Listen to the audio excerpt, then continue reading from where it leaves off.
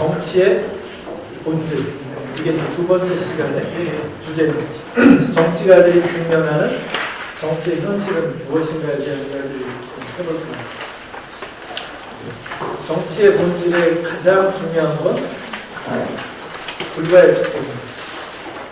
불가예측성. 잘 예측되지 아니한다는 뜻일 텐데, 달리 말하면 어느 날 어떤 정치가는 수많은 사람들에게 의해서 구원자처럼 추앙받다가도 어느 날 순식간에 대중들로부터 버림받는 일들이 비일비재하게 정치입니다. 따라서 정치는 어떻게 하면 잘하는가는 사실 가르쳐질 수 없다라는 게 정치의 첫 번째 본질입니다. 다시, 좋은 정치가는 교육될 수 있을까? 어렵다는 뜻입니다. 여기 카리스마라는 개념을 제가 불러왔는데, 이 카리스마라는 개념이 막스 베버의 개념입니다. 막스 베버는 왜 카리스마라는 말을 썼을까? 뭔가 남성적이고 뭔가 웅변적이고 이런 걸 가리키기 위해서 카리스마를 쓴 게 아닙니다. 카리스마라는 말을 쓴 이유는 막스 베버는 누군가에게 권위를 행사하는 데에는 세 가지 유형이 있다. 하나는 전통적 유형. 우리도 보면 주변에 어른이라고 해서 또는 그 안에서는 그래도 가장 경험이나 이게 많다고 해서 대접하는 분위기가 있습니다. 전통적 권위라는 게 있고, 또 다른 권위는 합리적 권위가 있습니다. 권한을 잘 따져서 권위를 실현하는 사람들. 대표적인 게 법률가이기도 하지만 관료사회가 전형적인 합리적 권위입니다. 아니, 민주주의를 합리적 권위라고 하지 않았을까? 아닙니다. 막스 베버는 민주주의를 카리스마적 권위라고 불렀습니다. 다시, 전통적 권위, 합리적 권위, 카리스마적 권위. 이게 베버가 다른 사람들에게 영향을 미치는 그 사람의 유형을 가리켰을 때 나눈 세 가지인데, 민주정치를 카리스마라고 불렀습니다. 무슨 얘기냐면, 합리적으로 또는 누군가가 연장자라고 해서 또는 그 사회 그 안에서는 경력이 가장 많다고 해서 영향을 미치는 게 아닌 것. 아까도 제가 말씀드린 것처럼 뭔가 알 수는 없지만 그 사람이 이상하게 말하기 시작하면 귀가 기울여지고, 그 사람이 뭔가 결정을 하게 되면 뭔가 따르게 내 마음이 가지는 거예요. 뭔가 저 사람이 출마한다면 하루 연차를 내고서라도 그 사람을 위해서 자원봉사하는 마음을 갖게 만드는 거예요. 이걸 카리스마라고 합니다. 그 카리스마는 남성적일 수도 있고 여성적일 수도 있습니다. 웅변적일 수도 있고, 뭔가 조곤조곤 말하는데 사람들의 귀를 기울이게 하는 사람도 카리스마입니다. 그러니까 카리스마는 합리적으로 설명할 수 없는데 이상하게 많은 사람들을 이끄는 그런 어떤 눈길을 휘어잡거나 다른 사람들의 열정과 관심을 모으는 특별한 재능을 가진 사람이다. 근데 뭐라고 설명하기는 어렵다. 그래서 카리스마입니다. 카리스마는 신화에서 빌려온 말입니다.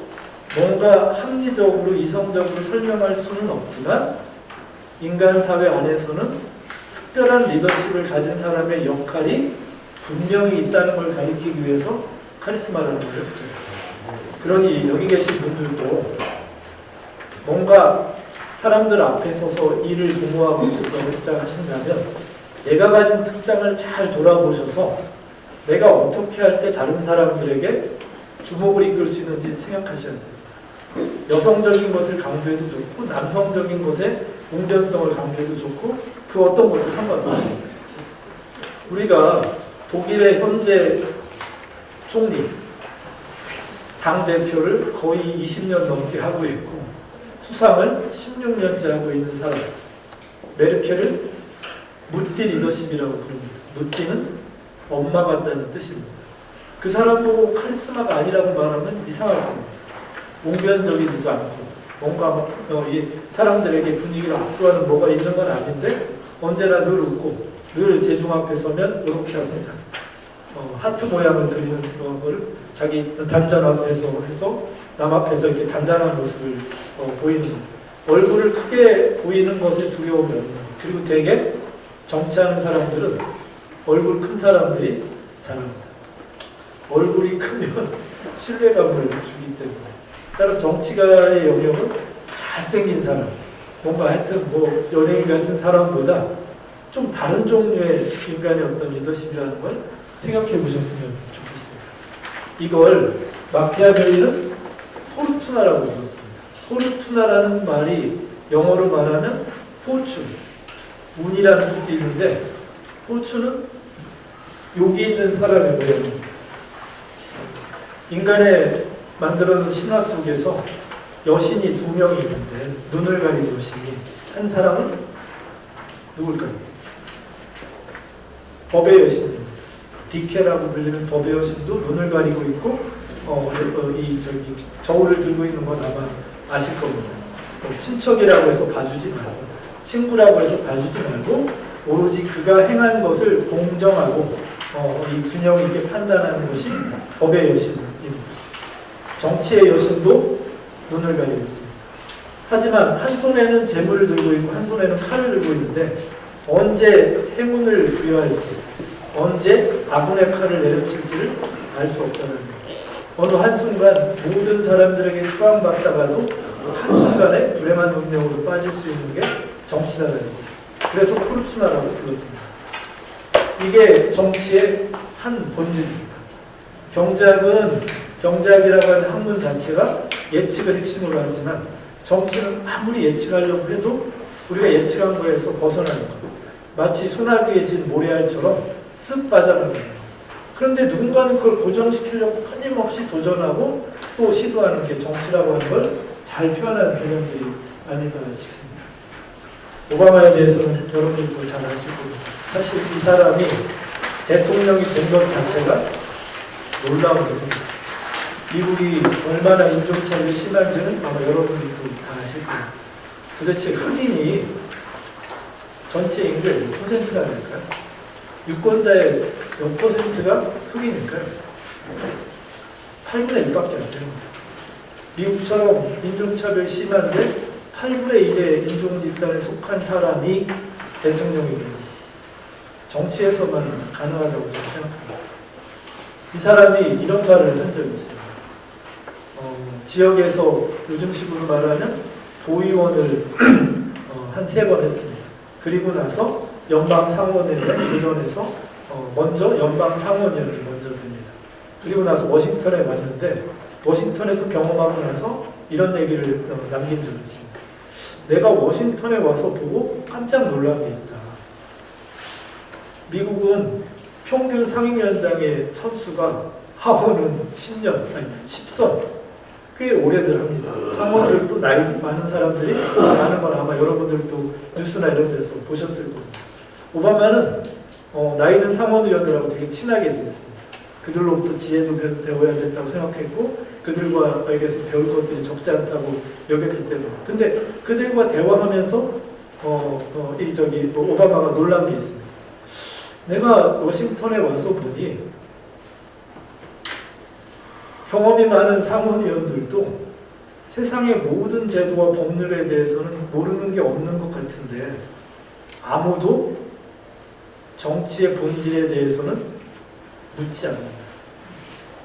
그러니까 누구나 다 정해진 트랙에 따라서 아주 천편일률적인 정치 행위를 하는데 오바마라는 사람은 정치의 본질을 끊임없이 생각했습니다.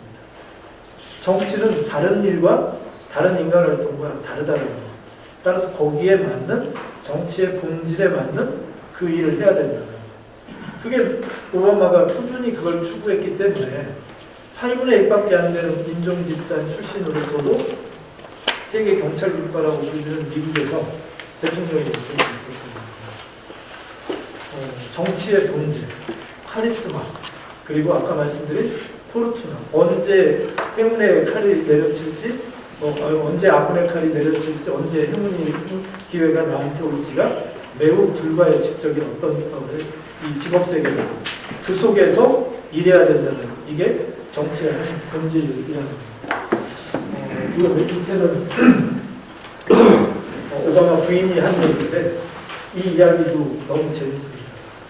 짧게 소개해드리면 오바마가 재선에 나섰을 때 오바마 부인이 전당대회 연설을 하게 됩니다. 두 번째 날 연설이었는데 너무나도 열광적이었어요. 오바마 부인의 연설은 24분 정도 했다고 합니다. 근데 프롬프터를 보지 않고 그냥 외워서 다 했습니다. 그만큼 아주 부인도 똑똑한 여성인데 그 연설 가운데 이런 내용이 있습니다.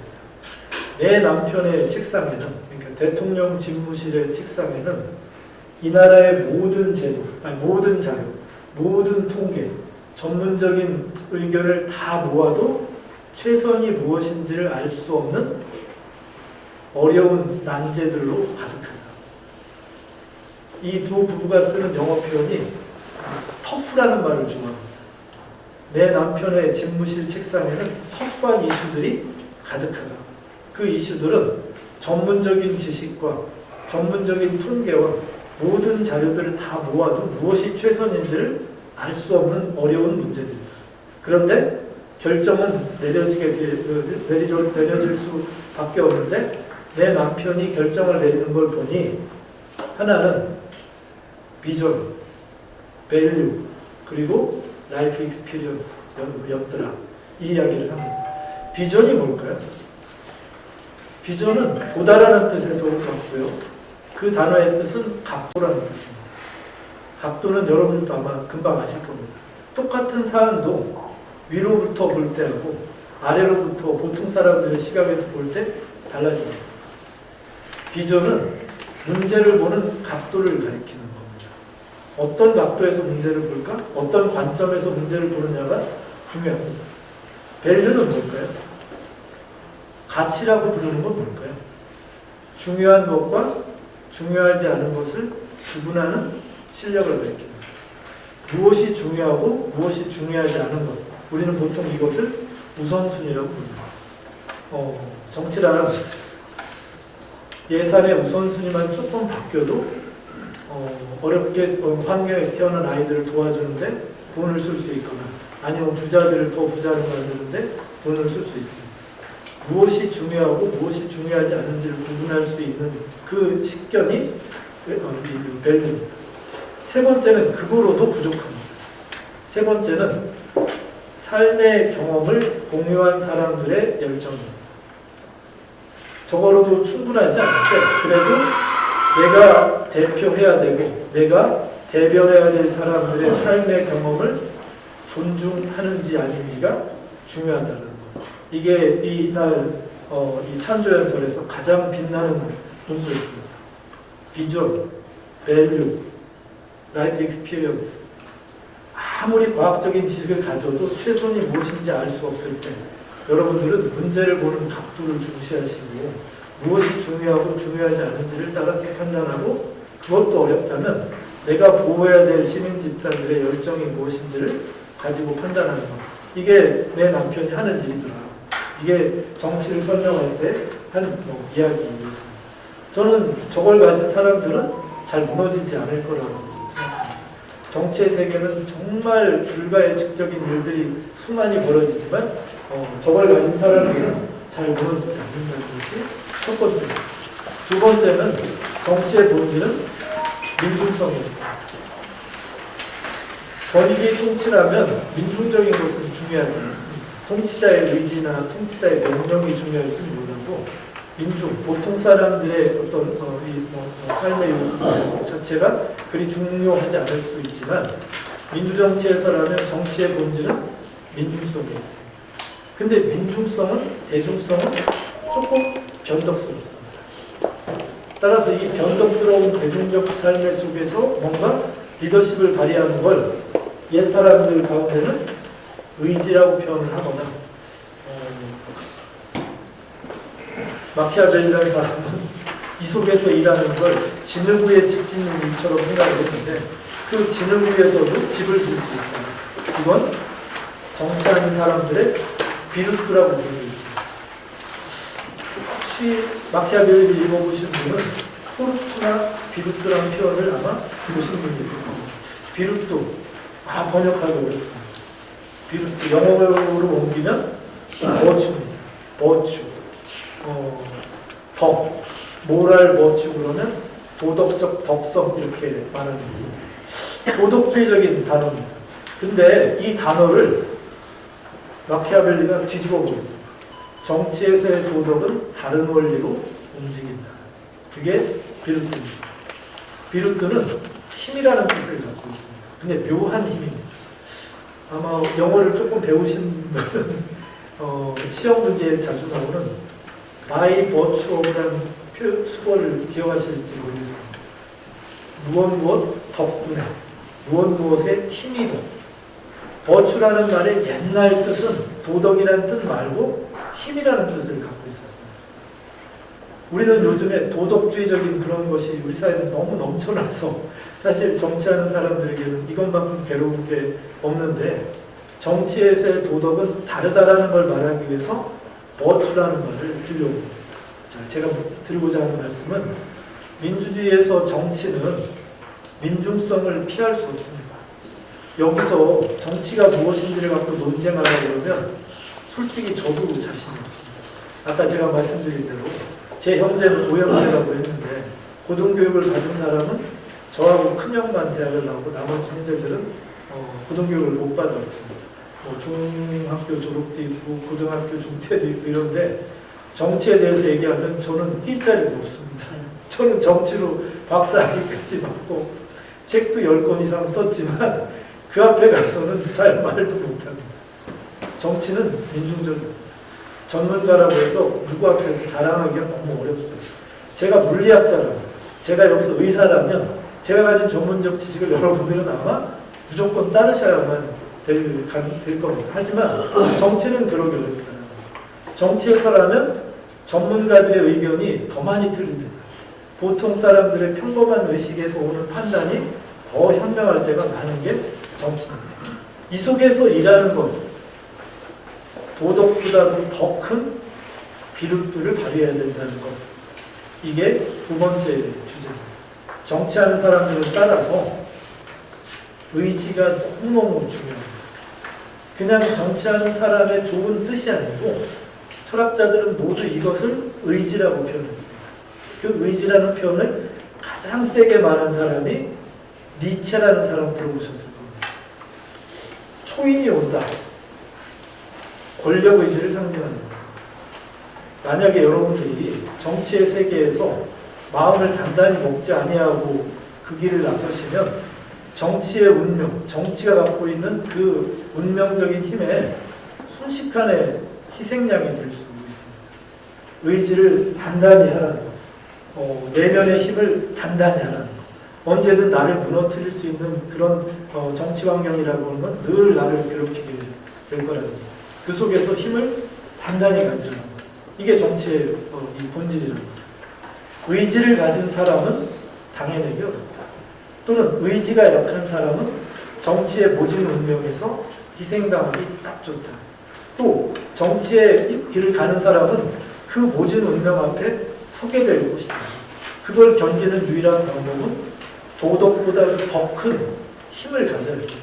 그 내면의 힘을 안으로는 쌓고 외면적으로는 실력을 키우는 그런 리더십을 가져야 된다는 게 이때 사람들의 모두 이야기였습니다. 옛사람들은 이런 얘기를 많이 했습니다. 누가 정치가의 제목인지를 알아보려면 간단한 방법이 있다. 만약에 주머니에 뜻하지 않는 돈이 들어왔을 때 가족이 생각나는 사람은 절대 정치하면 안 된다. 그 주머니에 뜻하지 않는 돈이 들어왔을 때 나를 알아봐주고 그래도 나에게 기대를 걸어주는 그 지지자들이나 활동가들을 찾아서 밥 사주고 술 사주고 싶은 욕구가 있는 사람, 정치는 그런 사람들이 하는 일입니다. 그 속에서 성과를 내는 그것 없이 여기에서 뭔가 자신의 고결한 확신만을 드러내거나 또는 본인의 어떤 특별한 걸 앞세우거나 하는 것이 아니라 다른 사람들을 이끌 수 있는 그런 힘이 가진 사람. 그게 정치의 세계입니다. 그런데 이 모든 일은 표현심에서 비롯됩니다. 아니겠습니까? 누군가가 다 나를 알아볼 것 같습니다. 아마 여러분들도 서출직에 당선이 되셔면 누구나 다 그런 생각을 합니다. 식당에 들어가면 나를 알아보는 사람이 있어요. 식당에 손님이 20명 안 되는데 그 중에 2명이 알아보면 돌아와서 그 인간한테 사람들이 나를 다 알아보는데 허영심입니다. 그런데 정치가는 이 허영심에 무너지지 않고 그것을 공익적 영심으로 전환할 수 있는 사람입니다. 허영심이 없는 정치가의 길은 없습니다. 하지만 허영심에 무너지지 않고 공익적 영심으로 또는 공익적 헌신으로 그걸 견뎌낼 수 있는 사람이 정치를 해야 됩니다. 어디 가면 늘 다른 사람이 나를 알아보는 가능성에 대해서 늘 신경 쓰는 허영심을 한편에 갖지만 그것 때문에 본인이 평범해지고 하찮아지지 않게 하는 그런 걸 가져야 됩니다. 이게 이 정치의 일입니다. 그래서 막스 베버는 그 강연의 마지막 문장을 이렇게 말했습니다. 정치가라는 것이 얼마나 위험한 운명인가를 강의 내내 강조한 다음에 맨 마지막 문장은 독일어로 덴 노크, 그럼에도 불구하고 하는 뜻입니다. 정치가가 직면하는 환경은 이런데 그럼에도 불구하고 거기서 굴복하지 아니하고 자신의 내면의 힘을 단단히 쥐어질 수 있는 사람만이 정치를 해라. 그 강의의 맨 마지막 단어는 그럼에도 불구하고. 정치란 모든 것이 본인을 언제 무너뜨릴 수 있는 그런 환경이지만 그럼에도 불구하고를 외칠 수 있는 사람이라면 정치를 해도 됩니다. 근데 그게 아니라면 본인의 선의만 앞세우고 본인의 다른 사람들에게 어떻게 잘할까를 이렇게 자랑하는 것만으로는 견뎌내기 힘든 일입니다. 이걸 가리키는 말이 책임입니다. 많은 사람들이 신념윤리와 책임윤리를 조금 혼돈할 때가 많이 있습니다. 정치는 책임윤리지 신념윤리는 그건 운동가들이나 사회운동 하는 사람들이 하라고 그러고 정치는 신념윤리야 이렇게 책임윤리야 이렇게 말하는 사람들이 많이 있습니다. 책임윤리의 정확한 말은 이런 겁니다. 인간의 정치의 현실은 악마의 의도와 손잡을 수도 있는 세계의 일이다. 악마와도 거래할 수 있는 어떤 세계의 일이다. 그런데 그 속에서 인간적 정신을 무너지지 않게 하는 것, 그게 책임윤리의 문제입니다. 인간은 천사가 아닙니다. 천사에게 정치를 맡길 수도 없습니다. 인간이 가진 한계 속에서 정치를 해야 되는데 그 속에서 가장 최선의 결과는 내 신념만 가지고 만들어지지 않습니다. 그런데 그 속에서 신념을 버리고 결과만 좋은 걸 택하라는 게 아니라 인간이 천사가 아니고 천사에게 정치를 맡길 수 없다 하더라도 가장 최선의 신념에 가까운 결과를 만들기 위해서 몸부림치는 걸 책임윤리라고 합니다. 그러니까 신념윤리에 반하는 게 책임윤리가 아니라 인간의 한계 속에서 신념윤리의 결과에 비슷한 일을 하기 위해서 늘 고민하고 분투 노력하는 것, 이걸 책임윤리라고 불렀다는 걸 여러분 꼭 기억해 줬으면 좋겠습니다. 제가 많은 사람들이 저도 막스 베버를 읽었죠. 막스 베버는 신념윤리로 정치하면 안 된다고 했죠. 책임윤리죠. 잘못해서 신념윤리 없는 책임윤리는 존재할 가치가 별로 없습니다. 신념윤리로되 인간이 가진 한계 속에서 최선을 다하려는 노력을 가리키는 게 책임윤리다라는 걸 꼭 생각해 보셨으면 좋겠습니다. 정치는 이상적 최선을 추구하기가 너무 어렵습니다. 그 인간이 가진 한계 때문에 현실적 최선을 추구하는 사람입니다. 혁명을 통해서 모든 문제를 다 바꿀 수 없습니다. 한 사회를 대개조한다? 국가의 대개조? 어렵습니다. 매일매일 조금 꾸준히 노력해야만 될 텐데 그 속에서도 늘 힘을 내는 것. 오늘 좌절했더라도 내일 다시 힘을 내서 또 노력하는 것. 이게 정치에서 필요한 일이고 이걸 가리키는 말이 현실적 최선입니다. 그리고 그 현실적 최선의 배거적 표현이 책임윤리다라는 걸 꼭 생각하셨습니다. 이런 속에서 정치를 하는 분들에게는 권하고 싶은 게 통용 요소를 잘 활용하시라는 걸 권하고 싶습니다. 많은 사람들이 정치가로서 연설을 하다 보면 사람들에게 예측 가능한 연설들을 합니다. 그러면 감동은 별로 없습니다. 형용 모순은 인간의 정치의 이율배반적인 요소를 받아들이는 겁니다. 그런데 그 이율배반을 통합시키는 한 언어의 방법이 형용 모순입니다. 형용 모순은 앞말과 뒷말이 다른데 묘하게 그게 사람들에게 감동을 줍니다.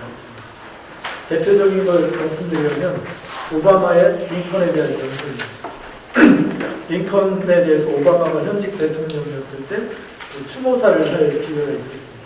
아마 많은 사람들은 뭐 흑인 출신이고 링컨은 미국 사회에서 흑인 노예 해방을 앞장서서 일궈왔던 사람이기 때문에 아마 오바마의 연설은 오바마가 할 수 있는 아마 최고의 찬사로 이루어질 것이다.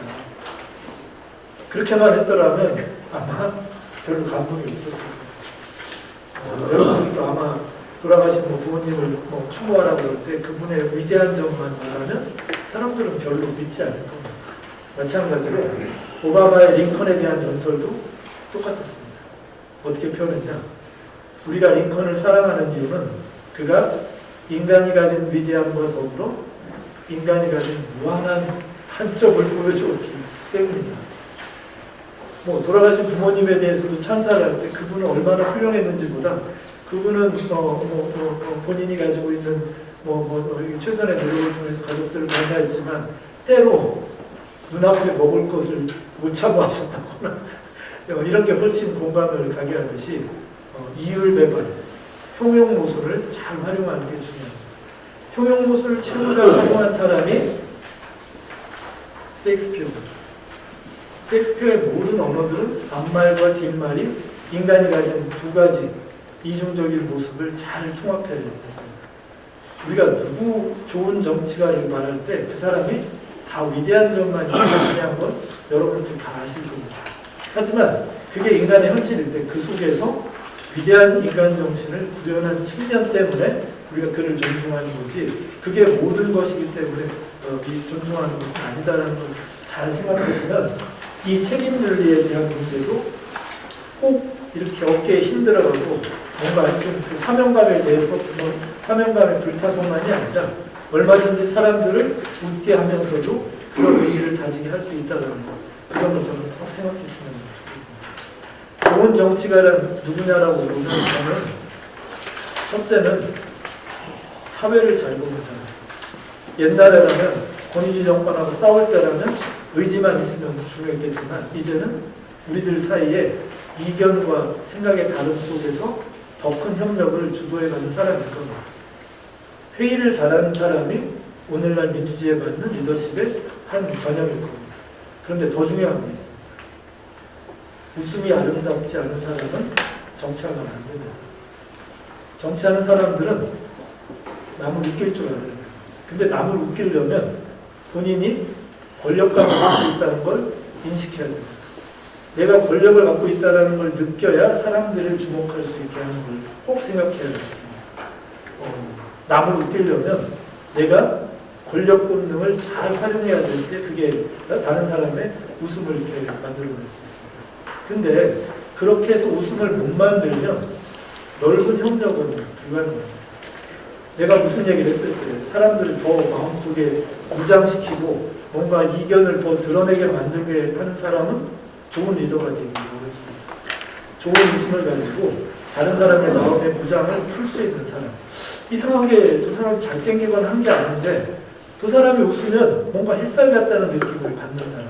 전 그런 사람이 정치하기를 바랍니다. 아침에 나오실 때 꼭 거울 보셔야 되고요. 본인의 웃음이 다른 사람들에게 어떻게 비춰지는가를 꼭 생각하셔야 됩니다. 웃음이 아름답지 않는 사람이 정치하는 건 비극입니다. 그렇기 때문에 마지막으로 좀 강조드리고 싶은 건 본인의 웃음은 정책이 될 수 있다는 걸 이해하셨습니다. 이제 이 강의의 마지막 장애입니다. 맨 마지막은 좋은 정치가를 길러낼 수 없는 민주주의를 수행하는데 그 앞에 있는 사람 이야기를 끝으로 제 강의를 마칠 겁니다. 여기 있는 이 사람은 엄밀하게 말하면 경제학자입니다. 알버트 허시만. 세계의 모든 지식인들이 매우 존경하는 한 사람입니다. 한 몇 년 전에 죽었는데 이 사람은 원래의 경력은 뭐냐면 유럽의 나치 시대에 유럽의 예술가들하고 문학가들을 도피시키는 역할을 했습니다. 그래서 알베르 까뮈라고 하는 프랑스 소설가를 하실 텐데 그분 부인은 이 알버트 허시만이라고 하는 이 학자가 피레네 산맥을 넘어서 이렇게 피난시키기도 했습니다. 근데 더 이상 이제 유럽에서는 이제 움직일 데가 없어서 이탈리아 해변에서 미군 함정을 타고 이제 미국으로 방명을 하고 미국의 프린스턴 대학에서 오랫동안 가르칩니다. 당시의 학문의 수준은 미국보다 유럽이 압도적이었습니다. 미국의 학문 발전은 사실 유럽의 2차 대전 때 유럽의 지식인들이 미국으로 넘어오면서 미국의 학문이 세계 학문의 중심이 됐는데 이 사람도 대표적으로 그런 사람입니다. 프린스턴에서 오래 가르치면서 아마 이분도 미국의 보통의 학자들처럼 사마탑 안에서만 아마 이 학문 활동을 해도 괜찮았을 겁니다. 하지만 이분이 가장 중요하게 생각했던 건 저개발 국가들, 개발도상국 경제 자문을 하는 일을 평생을 바치게 됩니다. 그래서 평생 남미 국가들 가고 어디 아프리카 국가들 가서 그래도 좀 선진국의 그 혜택을 바로는 못 받는다 하더라도 그들의 경제적인 조건을 조금이라도 개선하기 위해서 자문하는 것이 이 사람에게 큰 보람이었습니다. 이 대단했던 학자에게도 비극이 있었습니다. 자신의 딸이 50살 때 암으로 먼저 죽게 됩니다. 근데 그때 죽게 되면서 이 사람이 찾았던 공책이 있었습니다. 뭐냐면 자기 딸이 대학 졸업할 때 선물로 주었던 공책을 이 딸이 죽었을 때 경황이 없어서 챙기질 못했습니다. 이 사람이 나중에 나이 들어서 자신의 딸 이야기를 하면서 인터뷰에서 그런 얘기를 하게 됩니다. 내가 내 아이에게 대학 졸업에 선물로 준 노트는 뭐였냐면 자기가 책을 읽으면서 모든 게 다 이론적으로 풀 수 없는 문제들이 많기 때문에 본인들 어떻게 보면 삶의 모순과 또 삶의 어떤 그 비극성 속에 앞에서 늘 힘들어했던 시기가 있는데 그럴 때마다 본인이 위로받기 위해서 본인이 책을 읽을 때마다 본인에게 감동을 줬던 문구들을 노트에다 적어놓은 겁니다. 그 노트가 2권이었습니다. 그 2권을 딸에게 대학 졸업식 때 선물로 주면서 너도 앞으로 삶을 살게 된다면 분명 여러 가지 어려움이 있을 것이다. 그때 이 아빠의 노트가 너에게 도움이 됐으면 좋겠다. 그러니까 그 인터뷰하는 사람이었습니다. 그럼 그 딸에게 준 노트에 어떤 내용이 메모가 되는지 혹시 기억나는 게 있냐. 그때 자기가 기억나는 게 2가지가 있다고 이야기했습니다. 그 2가지를 제가 좀 여기 좀 소개합니다. 하나는 삶의 모든 것이 다 막혀있다고 여겨지는 순간에도 새로운 가능성을 예비해 놓고 있는 것이 인생이다. 그러니 너가 어려웠을 때 절망하지 말고 어딘가 새로운 가능성이 예비되어 있다는 걸 믿고 그걸 찾으려고 노력해보라. 이게 이제 자기 딸에게 메모로 남겼던 것 중에 하나라고 합니다. 전 정치가 그렇다고 생각합니다. 정치가 늘 어렵고 비극적인 어떤 운명 앞에 늘 있다 하더라도 뭔가 새로운 가능성을 예비해 놓고 있는 게 그게 인간의 삶이기도 하고 전 정치라고 생각합니다. 이 알버트 허시만이라는 사람이 만들어낸 말이 그래서 가능성의 예술이라는 말입니다. 가능성의 예술. 이게 이 알버트 허시만이라는 사람이 어떻게 보면 경제학자지만 철학자의 면모로 사람들에게 남긴 대표적인 지혜입니다. 인간의 삶이란 모든 것이 막혀 있다고 여겨지는 순간에도 늘 새로운 가능성을 예비해 놓고 있음을 믿어라. 그러면 할 수 있는 게 있다. 뭔가 움직여서 새로운 가능성을 또 만들어 볼 수 있다. 이게 이제 이 노트에 대한 이야기의 한 내용입니다. 다른 내용은 뭐냐면 전 정치에 딱 맞는 표현이라고 생각합니다. 위험한 구원.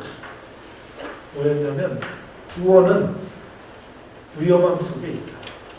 뭔가 가치 있는 일을 한다는 것은 위험을 감수하지 않고는 없기 어렵다는 걸 한 시인의 문장에서 구원은 위험함 속에 있다.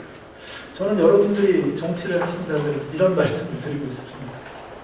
막스 베버라는 사람의 직업으로서의 정치, 소명으로서의 정치에는 이런 표현이 나옵니다. 독일의 원시 기독교의 교리 가운데 하나는 군인과 정치가는 천당에 갈 수 없다는 표현이 나옵니다. 여러분들은 천당에 가시는 건 어렵습니다. 그런데 그걸 발할이라고 하는 그 원시 기독교인데, 그런데 거기에는 천당에는 못 가지만 특별한 구원의 내세가 군인과 정치가들에게 주어진다. 군인, 아무리 적이라 할지라도 상대에게 상해를 입히고 죽음을 입힐 수도 있는 직업 활동입니다. 그러니까 천당에 갈 수는 없을 겁니다. 하지만 모든 종교가 다 그 직업에도 구원의 길을 따로 열어놓고 있다. 똑같습니다. 정치가에게도 모든 정치가라고 하는 사람들의 마음속에는 상대 후보가 선거 중에 가다가 교통사고로 들었으면 좋겠다는 마음을 다 갖는 사람들의 세계입니다. 질투심이라고 하는 건 정치가 말할 수 없는 직업들입니다. 그걸 다 갖고 있지만 그럼에도 불구하고 모든 종교에서조차 정치가를 구원하는 특별한 장치가 있다. 그런데 그 길에서 이 구원을 얻으려면 그 길은 매우 위험함 속에서 성취를 일궈내야 됩니다.